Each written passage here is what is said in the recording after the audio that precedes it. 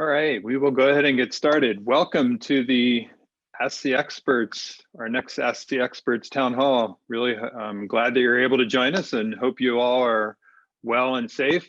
I am Tom Piota, the Vice President for Research here at Chapman.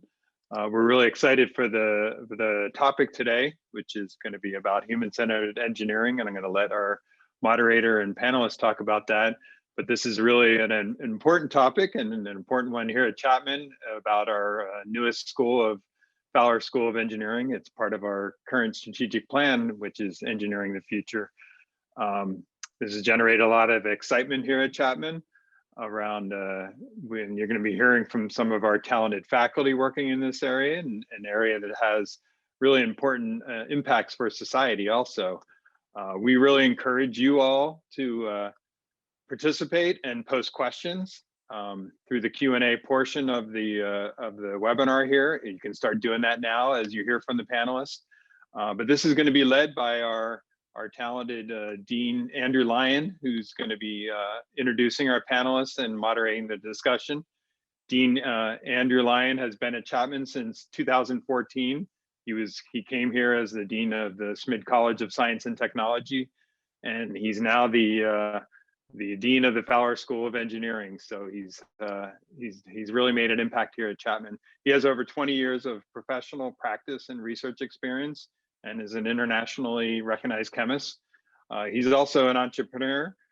He's started up 3 companies. He's a passionate supporter of student and faculty success. And I think as you hear from the faculty and you talk to students, you'll understand that. So he's a pretty busy person. Real pleasure that he's able to moderate the discussion today, and he's a real pleasure to work with. So with that, let's get started, and I will hand it over to Dean Andrew Lyon to introduce the topic and introduce our speakers for today. So hand it over to you, Andrew. Thanks, Tom. Thanks very much for the invite. This is very exciting for us. We have a lot of exciting things to share about Fowler Engineering, and doing an Ask the Experts is a perfect way to do that. Thanks also to the audience for showing up today. I'm glad you're interested in learning more about what we're up to. And thanks also to the Office of Research staff for organizing this. These are difficult things to pull together, and I think we have a great topic for you today. Before we launch into that topic, let's do an overview of Fowler Engineering, just so everybody's on the same page about what we are about. From a disciplinary perspective, Fowler Engineering focuses very much on this kind of world of tech, this world of digital transformation. Degrees like computer science, computer engineering, electrical engineering, and software engineering and data science support those types of areas. But we educate our students in those deep disciplinary bachelor's degrees through some really key principles. First and foremost is this notion of anti-disciplinary research and education. So really focusing on the problems that we want to solve, moving forward in kind of an unsiloed approach to making sure that we're doing a good job solving those problems, and then making sure that we're bringing to bear all of our deep technical knowledge and expertise towards those solutions. When we work with students, we're making sure that they're immersed intellectually and physically in what it means to be an engineer from day one. So we do that through lots of project-based learning in the Fowler School of Engineering, and also we partner with our students every day in independent research. And then we're really extremely passionate about engineering for all.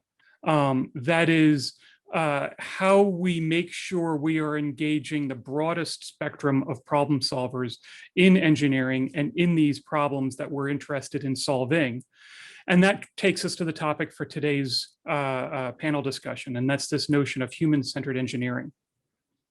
So the overarching philosophy for human-centered engineering is not just that we design for a diverse set of users, but that we're designing everything with a diverse collection of thinkers. That is, the people who are sitting around the table working on the problems we're trying to solve are pulled from a bunch of different backgrounds, a bunch of different contexts. And only through that process do you arrive at the most inspired solutions to challenges. So with that as an introduction, I'd like to bring in the panelists for today. We've pulled together some faculty from Fowler School of Engineering who I think really can speak to this notion of human-centered engineering through the lens of each of their individual research programs. First, I'll introduce Dr. Danya Nair. Danya is an assistant professor in Fowler School of Engineering. She has formal training in electrical engineering, but her research really centers around the characterization of human touch and developing haptic assistive technologies. She's also very passionate about making engineering education more accessible and inclusive, and she does that through a number of the courses she teaches. So with that, welcome, Danya. Thank you, Dean Line, for the introduction, and thank you, Tom, for having us over here. This is quite an honor, and I hope our participants enjoy our conversation today. Looking forward to it. Thank you.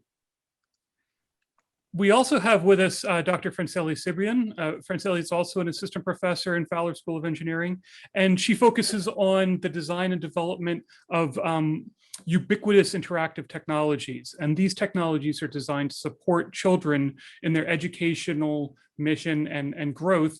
And these are often therapeutic interventions for children with special needs. So with that, welcome, Franceli. Thank you so much for the introduction and the invitation to this town hall. We also are joined by Dr. Elizabeth Stevens, another assistant professor in the Fowler School of Engineering, but she wears another hat. She's the program director for Fowler. Elizabeth does research at the intersection of machine learning and behavior analysis. So she's very interested in things like unsupervised techniques that model subtypes of autism spectrum disorder and how that informs things like treatment intensity and duration recommendations. Welcome, Elizabeth. Thank you. I'm grateful to be here and looking forward to the conversation. And last but not least, Dr. Eric Lindstedt, who's an associate professor in the Fowler School of Engineering and is the associate dean for academic programs faculty development. And he directs the Machine Learning and Affiliated Technologies Lab, or MLAT. Much of Dr. Lindstedt's work focuses on engineering solutions to things that are socially impactful. So this might be using artificial intelligence to understand developmental disorders, or even using artificial intelligence to launch a new type of communication satellite. Welcome, Eric. Thanks for having me. Appreciate it. So as you see, we've got an all-star collection of folks, and I'd like to start off by asking some specific questions of some of the panelists before we open it up for general questions that everyone can chime in on. Again, as you hear us go through some of the things we'll discuss today, please feel free to throw some questions in the Q&A part of the Zoom webinar, and we would love to answer some of those audience questions after we get done with our little discussion. So I'd like to start with Franceli. Your research approach goes to this notion of human-centered engineering very much in this idea of designing for users by working side by side with those same users. Could you describe that process a little bit for us and also share how you think it increases the impact of your work? Of course. As you said, my research aims to design, develop, and evaluate ubiquitous computing to create assistive technology following a user-centered design philosophy. And this is that I work with a multidisciplinary team to follow an iterative design process in which the final user and stakeholder are involved in each phase of the process. And the first stage of this process is understand the context of the problem and put the people first. This is especially important when designing for individuals with disabilities and minorities. Indeed, in this stage is not putting myself in their shoes because their shoes will never fit. It's about involving them to understand their situation, how they feel, what are their values, skills, and needs. And after that, we co-design. For example, in my research in child development, I have been working with children and teenagers with attention deficit and hyperactivity disorder. This is ADHD. And we co-design technology to support self-regulation. In this stage, children themselves create low-fidelity prototypes of a smartwatch application to support them during their daily life activities. But I also involve the caregivers and specialists in child development so we can define the features that technology must have to support the children. And then we develop the technology and then we evaluate again with the final users. For example, in this case, we give to the children and the parents, like in the family concept, a high fidelity prototype of the smartwatch application that we co-create together. So they can evaluate this application in a real context and they can provide feedback on how can we improve technology. In this stage, it's very important to listen to their thoughts and make change to the technology accordingly, so we can create technology that have an impact on their lives. So overall, user-centered design methodologies improve the adoption of technology, the effectiveness, and reduce the bias that can harm individuals with disabilities and minorities. So I believe that we need to create diverse teams of users to be involved in the design process, in the development and in the evaluation of technology to make sure that their voices are heard and taken into account when developing technology. Thank you. Thanks. That was great. And you know, the commentary on you know, being aware that your context is so different from the people you're working with, trying to build together that diverse team that hopefully understands it, but then still being prepared to revise, being prepared to make sure you're doing this continuous improvement and that listening, that active listening of your users. I love that. Thank you. So Danya, you also design systems and devices for very specific user populations. And in this case, it's the visually impaired. But when you talk about design of those types of systems, you are very careful to make it clear that if you're not ubiquitous kind of in how you think about integration of those designs into other devices for broader populations, you know, maybe you're not going to be able to get to the cost point or the price point that makes those things really accessible. So could you talk a little bit about that approach and your work? Sure. Thank you. Thank you for the question. And just as Franceli mentioned, I mean, it's very important to keep the user and to know what their requirements are. So for the things that I work on, for example, when I work on a Braille display was one of my projects, it's a specific device for the visually impaired. Braille display is pretty much just a keyboard and a monitor for the visually impaired. And it is very important to have the design objectives and the design goals clear at that point, but I think it's also helpful to have the bigger picture of what the wider application might be when you want to adapt it for a bigger population. So for example, Braille display is essentially a very expensive device. Its primarily expense reason is one of it is the technological challenge, of course. The other one is that it's for a very small user base. So it's designed for only the visually impaired. So when we set out to design a low-cost Braille display, we said that we don't want it to be just a device that produces Braille or can represent Braille in it. We also want it to be able to represent small, simple graphics with the goal that eventually you can represent simple textures using graphics. And if you can actually feel the texture of a cloth that you're trying to shop for, it probably is something that's applicable to all of us or to the general population and not just to the visually impaired population. And so that makes the device a lot more probably widely acceptable and hence more accessible even to the visually impaired, which was one of the things I learned from talking to those visually impaired people, was that one of the most common devices they use right now and it's most helpful is their smartphone, just because it's ubiquitous and it has an accessibility option that is catered to them. So I think it's very important to keep in mind how the technology could be adapted, even though your goals at the initial stage are very specific to a particular user group. Yeah, and there's lots and lots of niche technologies that suffer from, low adoption and then kind of like wither on the vine because of that. And so kind of thinking more broadly about the adoption of these types of devices, I think is potential for huge impact. Thank you. Thank you. Elizabeth, a lot of your work focuses on using like really massive data sets to understand how to impact things like autism spectrum disorder. And also thinking about diagnosis and therapy of autism spectrum disorder. But in a lot of your work, you shared with me that the focus is really very much on the problem and not necessarily the development of the new fancy data analysis methods or machine learning algorithms that are going to get us to a real solution. Can you talk a little bit about that process for us?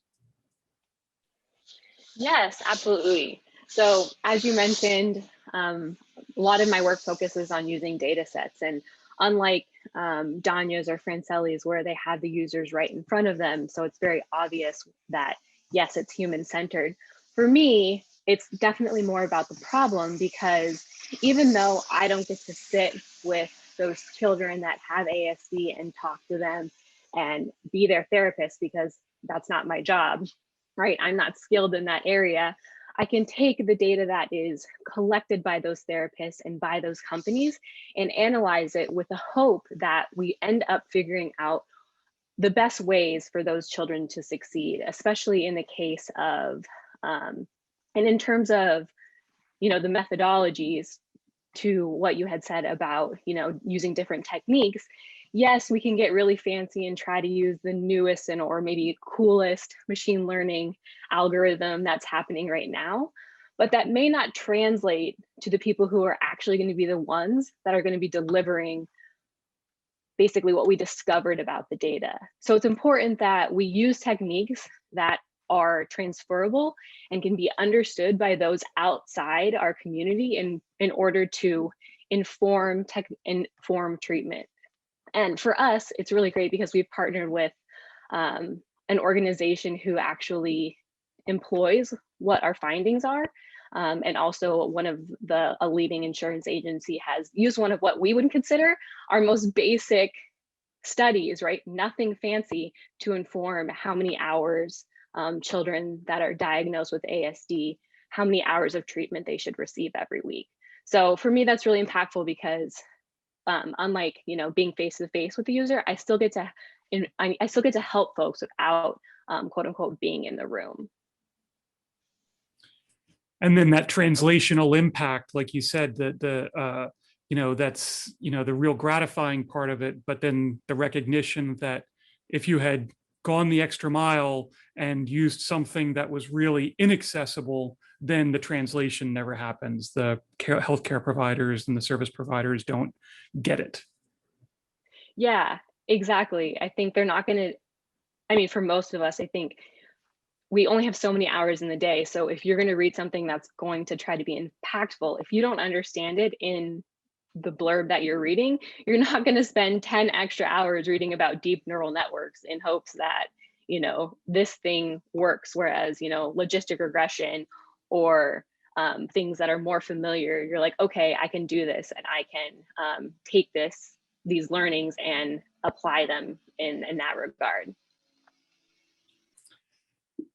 So, Eric, moving from all of the interesting examples we've heard, a lot of these are all very much team-based efforts in terms of how each of the investigators are arriving at solutions. You started your career working on these really crazy, complex interdisciplinary teams on big aerospace challenges. Maybe you could share with us a little bit about how that experience informed your approach to building a research effort here at Chapman.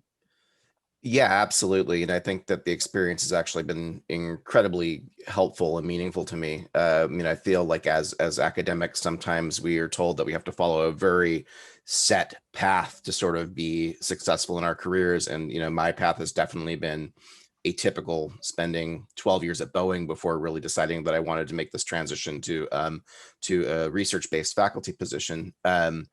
But probably the thing that I gained from being an engineer for so long is, to use your term, you learn to be anti-disciplinary really quickly, right? Because when you're working on something like a communication satellite, it's not long before you realize that you just need to identify as an engineer or a scientist or a problem solver, and not as a computer scientist or an electrical engineer or a dynamicist, right? Because these are really hard problems and you can't solve them if you just sort of work in your bubble and you work in your comfort zone. And so those 12 years on working on those types of systems, made it very easy for me to talk to all sorts of people and collaborate with all sorts of people, even if their training and disciplines and areas of work and research were very, very far away from my own. And the other thing is, I think it gave me a really good appreciation for when you're sort of approaching a research problem, just like when you're trying to solve a hard engineering problem. Yes, it's great to keep your eyes on sort of the big, sexy, novel problems that are going to do amazing things if you solve them. But there's a lot of really small problems that you need to focus on along the way to sort of achieve your end goal. And there's nothing wrong with focusing on those small problems, right? It's all part of the process. And sometimes, in fact, you'll find that coming up with good solutions to maybe those small or less interesting problems, those solutions end up being as impactful or even perhaps more impactful than maybe the bigger level problem that you've perseverated on. So I think the ability to tell myself that that sometimes the small and perhaps even trivial problems are important and worth focusing on, that can be really useful when you're trying to build sort of a research agenda. I guess the final thing is that obviously the cadence in industry when you're working on an engineering project is very quick, right? You're delivering maybe every week or every couple of weeks, whereas sometimes in research you can have a much longer time to delivery. And I think that faster paced thinking has definitely helped me be a little bit more nimble, not only in execution, but also in terms of the way that I perceive opportunities and the return on investment I get from those opportunities. Yeah, that's an interesting viewpoint. And actually, I'd like to bring the whole panel together now to expand upon one of the points that you just made, Eric, and that is this notion of small incremental successes versus grand challenges, right? So a lot of the things that we've all talked about so far today have been, really audacious challenges for particular user groups or particular disabilities or what have you. And those are great and those are important things to be aspiring to solve, but those smaller incremental successes are really what can catalyze innovation sometimes. And so I'd like to ask some of the other panelists to just chime in a little bit on how they view that in their own work. How do they oscillate between this aspirational effort towards a very large, audacious challenge that they're pursuing and those kind of more incremental near-term things that are really just as important?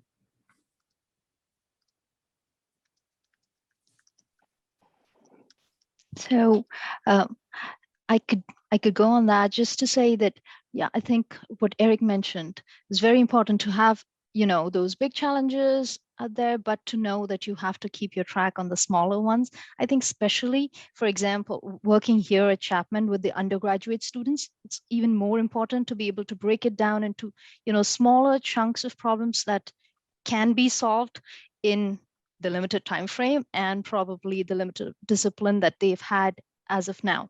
So it's I think primarily for me, what I focus on is like, it's very helpful to be able to talk to the user. It keeps me grounded and aware that that's where we want to go. But then it's very helpful to be talking to the students and knowing that these are the people who are going to make it happen. And so I'm just basically the bridge between the user and the students, and trying to break down that big project into smaller incremental projects that can probably be either done parallelly or serially, and how can we test them, and what is the smallest thing we can test to know if you're making the changes correctly. I mean, are we moving the right direction? I mean, I don't know if that answers your question, but that's kind of how I approach it.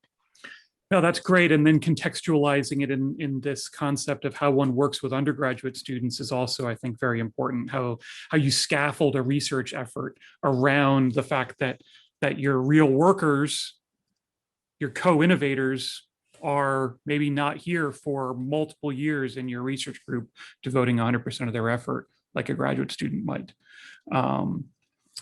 Franceli, do you have something to add to the conversation? Yeah, I think that is a great point. Like, how can we select like these small projects? And I think if we follow a user-centered design methodology, we can figure it out what are those small, tiny projects. So if we spend time with the users to figure it out what are the real needs, then we are going to be able to like split this grand challenge into the small pieces that solve and support the user needs. Cool, thank you. So switching gears a little bit, let's talk about kind of, again, how we get even deeper into the student experience with respect to this human-centered engineering concept. So, if this is what we're doing in research, it seems that we should also be designing academic programs that are going to educate the next generation of students who are going to be human-centered engineers, if you will. Elizabeth, maybe I'll ask you to start and talk a little bit about how do we do that in the academic programs?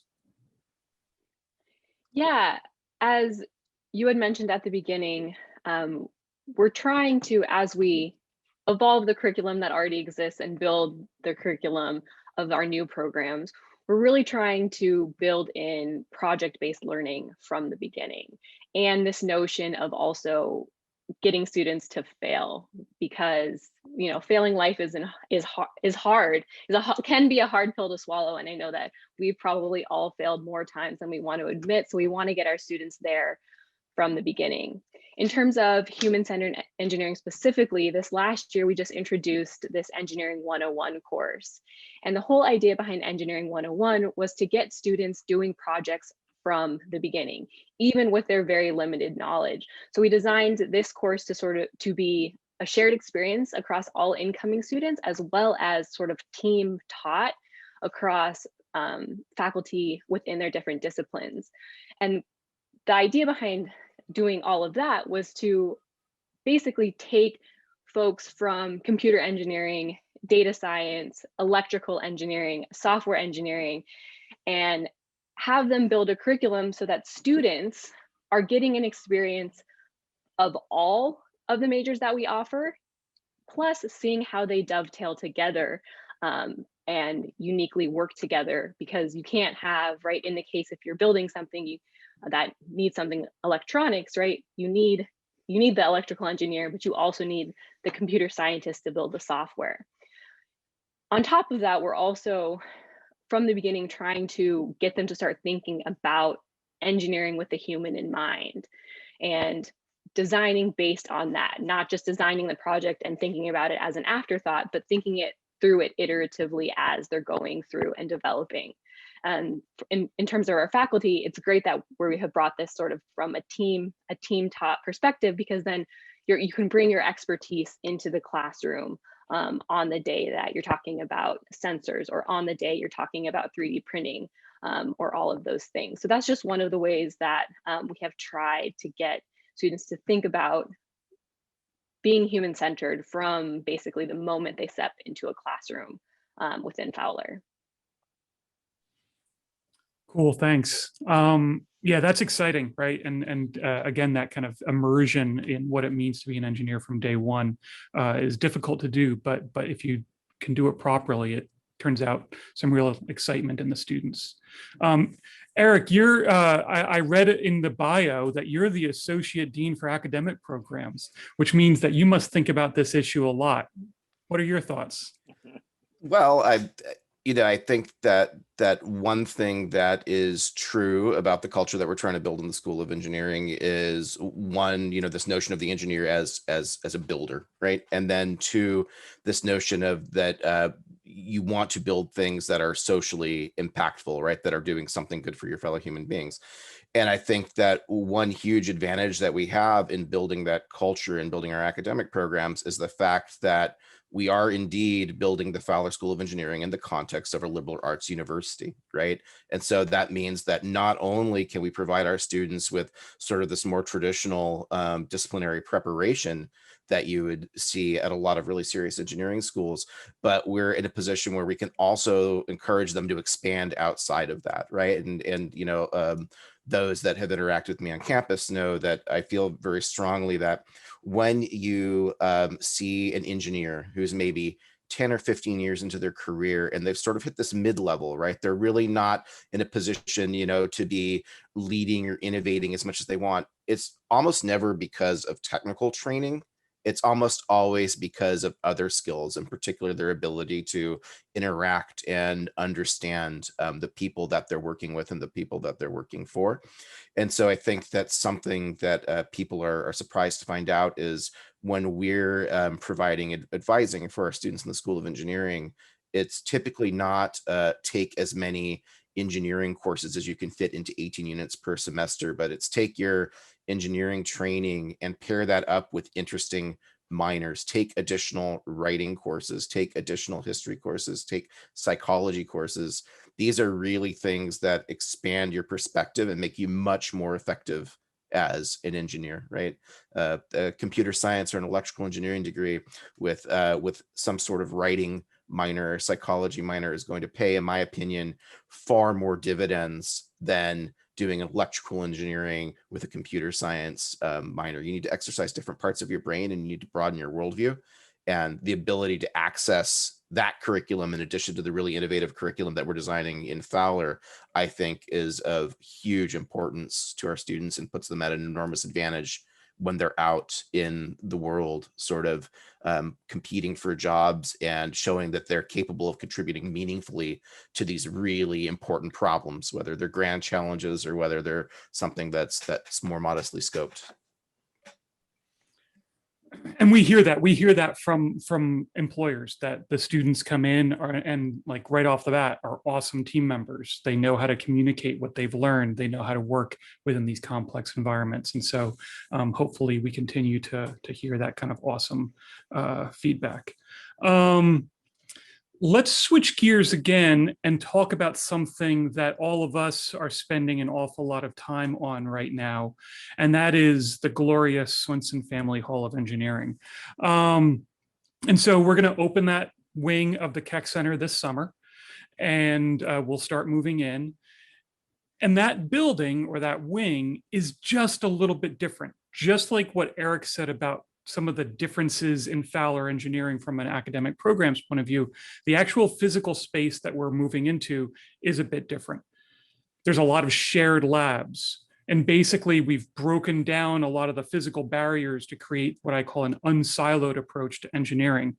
So not only are there shared laboratory places for research, but also there are no walled physical offices for faculty. It's an open office, which in some corners of the world is kind of a dirty word. But I think that we've built something that's going to be really fantastic. However, let's put our faculty on the spot and ask them their opinions on it. So Franceli, I'll come to you first. The hope is that shared open labs, open office structures, and all those sorts of things really fosters innovation and fosters kind of amazing things that you might not otherwise see. As a young faculty member, how does this feel to you? I think I'm looking forward to try it, and especially that my first year was everything online. So I really looking forward to have this space when I can see people and I can collaborate. So I'm very excited about that. So yeah, the isolation makes you long for that human interaction. Yes. Yeah.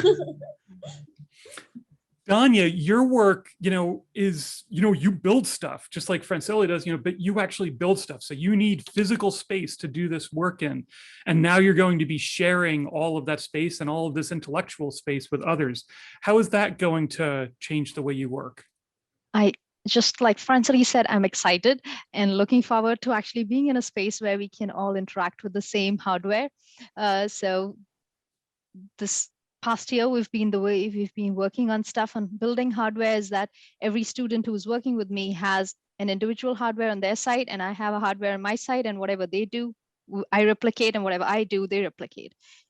I think it would be a great opportunity when we're all in the same place to actually be able to see stuff as well. So for example, things like Franceli is working on, if she's working with children, the disabilities and people I've never interacted with, and she can see probably my hardware, and then that I think could open up a conversation on how maybe we could modify this hardware or utilize this for helping out those children. But it would not happen in isolation when I'm working on my own and Franceli is working on her side on her own.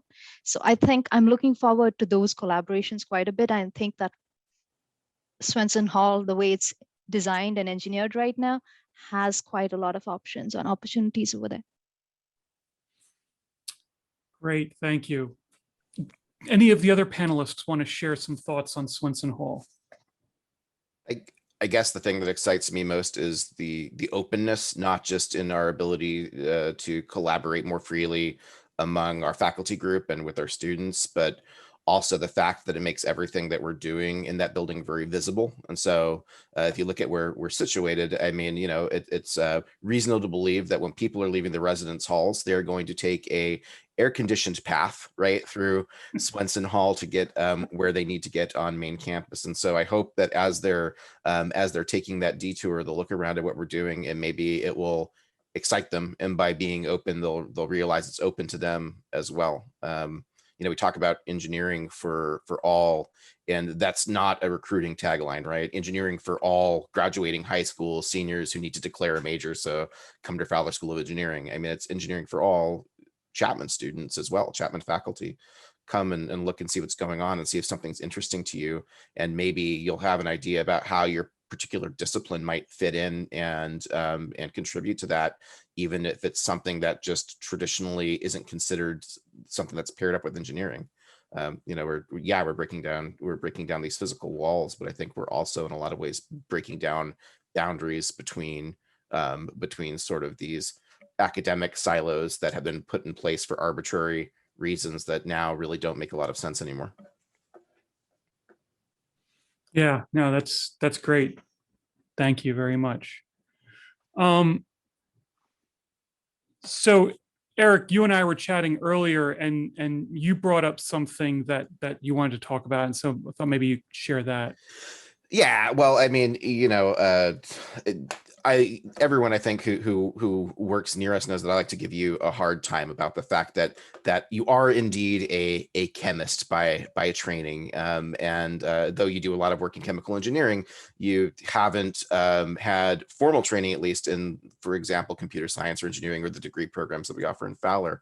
And I think that's really interesting because as that sort of outsider's perspective, I mean, I think it gives you a very fresh take on what we're trying to achieve and how we might go about doing that, coming not just from outside of Chapman, from a very large research-oriented institution, but really from a totally different disciplinary space. So what are your thoughts on that? How has that helped you, or how has that hurt you, or maybe created some challenge that you didn't expect? Well, I mean, I think, thanks for that. I mean, I think there's lots of ways that it helps, and you've kind of hit the nail on the head. You come at things from a different perspective. You ask questions about why has it always been done that way. One simple example, right? That's overly trivial, but I'm going to share it anyway, just from an academic program's point of view. It's very common in engineering education to have a senior capstone. Right. So we're going to have the students do all of their coursework. And then when they get to the senior year, they start working on a real project that has some deep meaning to it. In Chemistry, there are some of those types of experiences as well, but they tend to be less effective because it's much more common for chemists to get students involved in undergraduate research very, very early in the process and use that as the lens through which the students become practicing chemists. And so the question that we asked, and you and I had some long discussions about this, why do a capstone when you can just build the curriculum to immerse the students in things from day one, right? And then if you do that, when you're trying to ask really, really big problems that go beyond technical issues, right? So the questions that we've talked about today have all gone to the humanities and the social sciences and the cognitive sciences. So technical solutions don't get us to answers on their own. And once you recognize that, then you start realizing, like, oh, this is why we should build an engineering school differently, right? And I pull a lot of that also from my work in entrepreneurship and starting companies.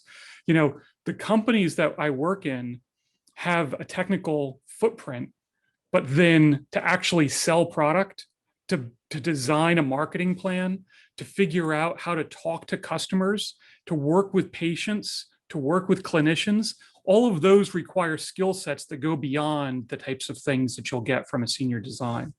So I think that there's lots of benefit in coming from an outsider's perspective, because this is really, really complex, and I think engineers sit at the table in solving many, many problems, but if we're not making really enabled engineers, then we're not really doing the whole job. Awesome. And I guess my follow on, so, unlike me, I've spent my entire academic career at Chapman, and I'm very used to operating in the liberal arts environment. You came from an institution that is not a liberal arts institution. So now that you've sort of been immersed in this liberal arts environment at Chapman, are there any particular opportunities you see beyond what's been discussed in terms of how that should influence the way that we build and grow the School of Engineering? Well, there's lots of them. And this is why we did things like start the Grand Challenges Initiative many years ago, because those opportunities for cross-disciplinary collaboration exist. But I'm a nerd about making stuff. And we've already talked a little bit about Swenson Hall. Swenson Hall is going to have this remarkable shop and maker space and additive manufacturing lab and mixed mode manufacturing lab. And 90% of the time you go on a campus where these types of places live in an engineering school, and they are only for engineers, right? And that is just absolutely ridiculous, right? When we started the small maker space for the Grand Challenges Initiative, one of the first people who hit me up was a student who had nothing to do with engineering or science. She happened to be a campus photographer who was also super into cosplay. And she asked me, how do I get my hands on a 3D printer so I can 3D print some really, really cool stuff for this other part of my life? Absolutely, we should be doing that. Absolutely, we should be working with people from across the campus and things like design and manufacturing and the creative aspect of what it means to be a builder. And so that maker mentality, I think, spans so many disciplines and is an exciting opportunity for us in Fowler. Thank you. I appreciate it. So we've got tons of questions, and I hope we can get to most of them here in the audience Q&A. I'll play referee here and throw some out, but the first one, I'll actually start with a question that came in that I'll address real quickly. And the question is, will Chapman offer a HCI or Human Computer Interaction Master's program in the near future? And the answer is maybe. Right? Obviously we have a lot of people on the faculty who are super, super smart in the work they do in that space. And I think that there's some tremendous opportunity there. We are at the very beginning of thinking about graduate program development in Fowler Engineering. And that is one of the many areas that we're considering. So hopefully we'll have continued growth of strength in that area. And I think that doing graduate education in that space could be super exciting. I'm going to throw this to Eric right now. The question is, what types of new jobs and for what types of companies do you see students having that will focus on this concept of human-centered engineering? Well, I guess it's easy for me to sort of think about the thing that's usually on my mind, which is artificial intelligence and machine learning. And, that's clearly an area now that is becoming pervasive and ubiquitous and finding its way into areas where before it was probably considered too high consequence to try it or do it at scale, and now it's happening. So if you look at like AI in medicine or healthcare, or AI in aerospace and defense, there's a lot more of that happening, and there's some fundamental human questions that need to be answered in terms of how you do that safely, responsibly, fairly, how you mitigate bias, and so on and so forth. So I think that the mindset of human-centered engineering is going to become critically important for both traditional tech companies, the Facebooks and Amazons of the world, as well as big, historically engineering-oriented companies like Boeing and Northrop and Lockheed, but also all sorts of companies that maybe didn't consider themselves data-driven to begin with, but now need to be data-driven, and they need to use that data in a smart way and an impactful way, and therefore a human-centered way. So, I think that the sky's the limit, and it'll be fun to see over the next 10 years as sort of this initial hype of AI and machine learning will solve all of our problems. As that settles down, as it really starts to be focused into very specific and meaningful problems, how we evolve what it means to be training, let's say, data scientists or machine learning engineers. And my intuition is that we are going to be industry-wide training folks to be more broad in their thinking, more human-centered in their approaches. And I think by doing that now in the Fowler School of Engineering, we're giving all of our students a leg up. Cool, thank you. Actually, I'm going to, ask Francelli to chime in real quick, because thinking about human-computer interaction, which is really your area, and with computing becoming just ridiculously ubiquitous, right? How do you view the growing job market around this world? Yeah, I think I can add a little bit about what Eric says. It's like AI is a big issue right now, but right now AI should also take account the user needs. So right now we should follow it's called user-centered AI approach. Like, how can we use AI to support the user needs? So for me, even when you are looking for AI, you should be able to take account the user's need, and all the techniques that we follow in human-centered design can be applied for machine learning problems. So when students learn about like human-computer interaction techniques, there is not only about like design a beautiful interface, it's about create problems using machine learning, using different techniques. And another approach also is like, okay, there's another target that is UX, like user experience, right? So following like the human-computer interaction approach, students learn how can create prototypes or how can create products that improve the experience from the users. So I see like these two huge opportunities in business or in industry. Excellent, thanks. There's a few questions in the Q&A that I think we've already addressed, and so I'm going to skip over those. For example, some commentary on drawing from the liberal arts programs at Chapman. John Snyder actually has a cool question that I'm going to throw to you, Elizabeth. He brings up this book called IDO in Autism Land and asks if you're familiar with it, and then also wants to know about how that and other input from the autistic community has impacted your projects. Elizabeth? Yeah, I actually I'm not familiar with that book, but it sounds like I should be. So I'm going to write it down and check it out. I think, at least for me, right, as I am not a psychologist, my area of expertise is not in being a clinician in that regard. I rely heavily on the clinicians that are in that space and have more and have the knowledge to inform, right, on what we're doing. And I think ultimately, yes, we're looking at the data, and at the end of the day, I don't think it's really more about, at least for me personally, it's definitely more about helping than trying to quote unquote like fix or find a solution, right? I think for me, I identify in that, like, I can say life is hard. I think this whole past year, all of us can say that life is hard. So the notion is, can you look at this data and does the data tell you something that, oh, it's better to spend an hour a week doing this thing than an hour a week doing that thing, especially in the context of, you know, you only have X number of dollars to spend. So what's the best way to do that?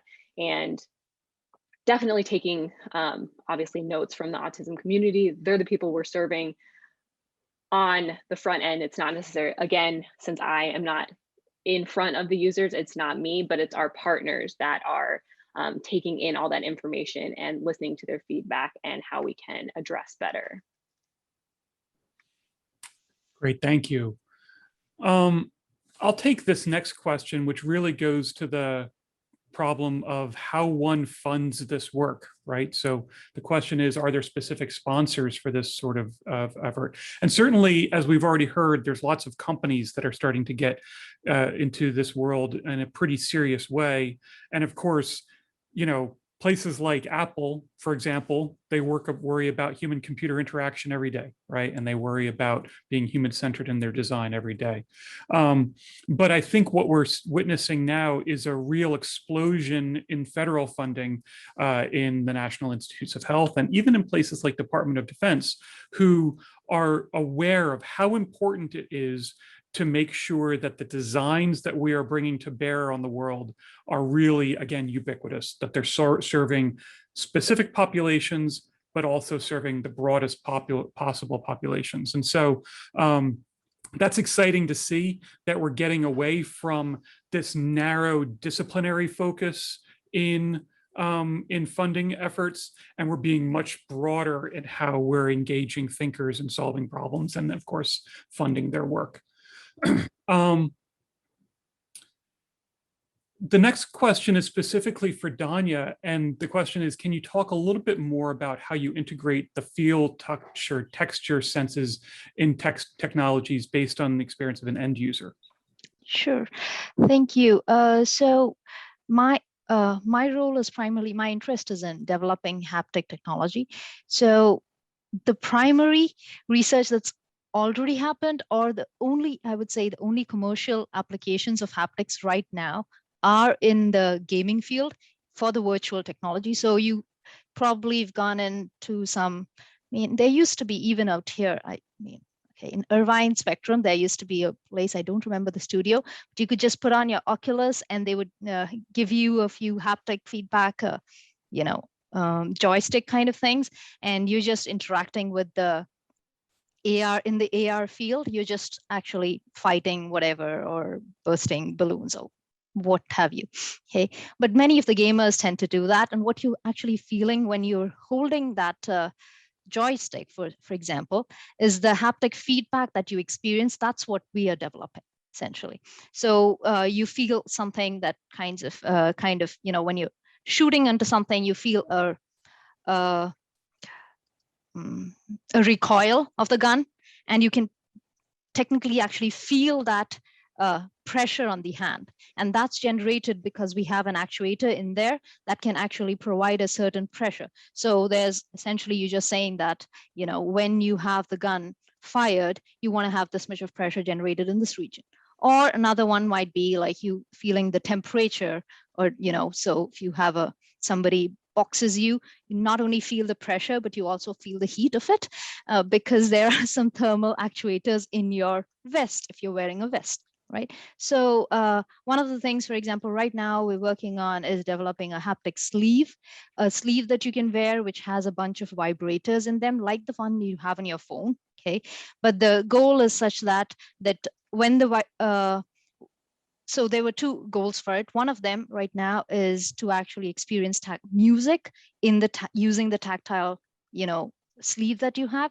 So when a music is playing, you feel the vibrators at different points on the hand, and we want to know, we don't know yet whether that feels good or not. So that's a different question. But the point being that the number of applications that this can be used for right now is it's being used only for the gaming field, but what it could be used for is for the assistive technology, but also not just for them, for all of us. Right? Another place where I think there has been quite a bit of interest right now because of the pandemic in the haptics field was in mid-air haptics, which is a very new field and it's relatively not that well explored. So you can have some different types of actuators, the ones that generate ultrasound waves, and based on where they're generating the waves, you actually feel things that you don't see. Okay, so that would be kind of, in my viewpoint, a leveling place for both the visually impaired and the normal viewing people. And that has generated a bit of interest right now because we wanted to have systems that were contactless. So instead of you going in and actually swiping your card, you can just show your palm and you feel that it's actually registered your palm and you go in because it's, so yeah, those are some of the applications that you can use texture and sensing. Great, thank you very much. There's a question here that I find personally super interesting about, really it's about human factors analysis. The fact that as hard as we try to design things, we very often miss segments of the population. In this case, the question comes from someone who's particularly tall, right? We miss opportunities to design really for everyone. And this continues to be a problem. Pam, who asked the question, I agree that this is a huge issue that many engineers still do not address effectively. I can talk about one area where I think huge advances are being made, however. My personal research is in medical devices, and now the Food and Drug Administration, when they go through the clearance process for a physical medical device or tool, there is a full rigorous human factors analysis done of that device. And so there's a couple of points here. One is the Food and Drug Administration recognizes that if you are designing a device for a population and there is a significant chance that a portion of that population is not able to use that device appropriately, there's a significant risk to the user and to the population associated with that. And so I think that's exciting because that's a really critical area for all of us where we need to make sure that the things that we're producing that are supposed to be improving the human condition, improve the human condition for as many different people as possible. The second aspect of that lesson is that that's a job opportunity. The Food and Drug Administration needs engineers who understand human-centered engineering because there's a whole army of people who now need to understand human factors analysis surveys and submissions from companies. And so I'm excited about what we're building here because that actually feeds directly into an existing and growing job opportunity that I think a lot of people aren't aware of. We're coming to the end of our time. I'm going to take the opportunity to answer a couple of these really quickly. And please, if we don't get to all of your questions, feel free to email me directly, lion@chapman.edu, and all of the contact information for the other panelists is also available on the web. There's a question about the open office concept, and the question is engineering a particularly collaborative discipline? Well, I think most modern engineers recognize that you need to collaborate in order to do something meaningful. So the answer is yes, and we in Fowler Engineering optimize for, when we're hiring faculty, we optimize for people who really value that mindset in their work. Sean Ramirez, great question. Let me just say that yes, designing just for beauty isn't good enough. You need to design for manufacturing. You need to design for cost analysis. So yes, you're right, Sean. Thank you. We will design for optimization around those things. I'm going to step back now from the Q&A. Please share any with me that have not been answered. I want to take this opportunity to once again thank all the panelists for being part of this today. I learned a lot, even though I work with these people every day, and so that's been great for me from a selfish point of view. But I hope that everybody in the audience has learned something today. Tom, thank you again for the invite, and thanks again to the entire Office of Research staff who had a hand in pulling this together. And I hope to hear from the audience further as we generate more interest in what we're doing in Fowler School of Engineering. Thank you.